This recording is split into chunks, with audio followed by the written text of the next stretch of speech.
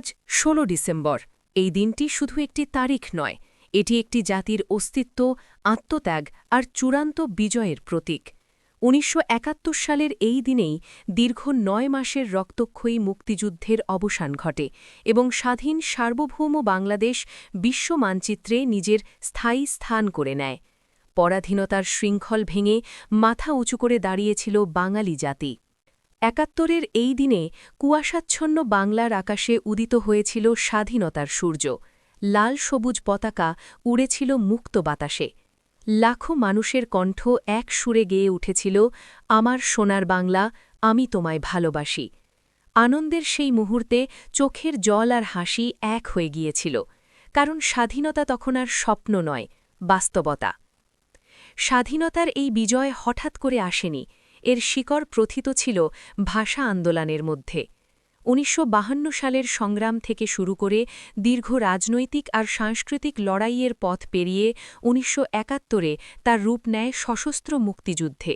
৯ মাস ধরে চলা এই অসম যুদ্ধে সাধারণ মানুষই হয়ে উঠেছিল মুক্তিযোদ্ধা।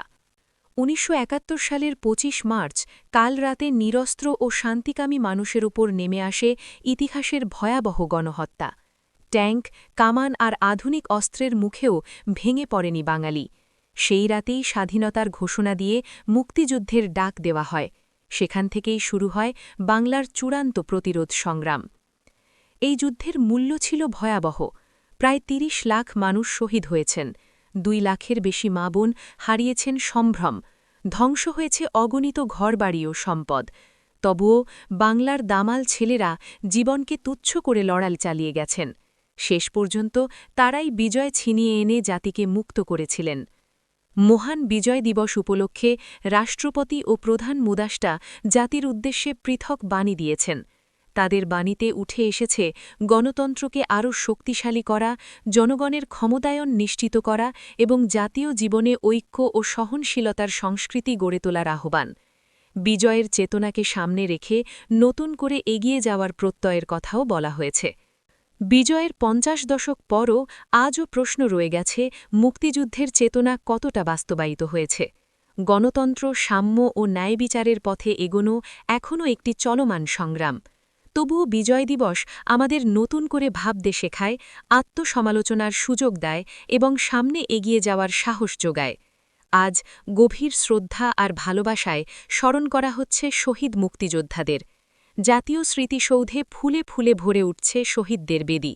দেশজুড়ে উত্তোলন করা হয়েছে জাতীয় পতাকা, গুরুত্বপূর্ণ সড়ক ও স্থাপনায় করা হয়েছে আলোকসজ্জা। নিরাপত্তা নিশ্চিত করতে নেওয়া হয়েছে বিশেষ ব্যবস্থা। আজ সরকারি ছুটি। পাড়া মহল্লা, সড়কের মোড়ে মোড়ে বাজছে মুক্তির গান। বাড়ির ছাদ, অফিস আদালত, দোকানপাট ও যানবাহনে উড়ছে লাল সবুজ পতাকা। সাংস্কৃতিক, সামাজিক ও রাজনৈতিক নানা কর্মসূচিতে উৎসবের আমেজে ভরে উঠেছে পুরো দেশ। মহান বিজয় দিবস কেবল অতীত স্মরণের দিন নয়, এটি প্রতিজ্ঞার দিন। এই দিন আমাদের মনে করিয়ে দেয়, স্বাধীনতা ধরে রাখতে হলে ঐক্য, গণতন্ত্র ও মানবিক মূল্যবোধকে যে কোনো মূল্যে রক্ষা করতে হবে।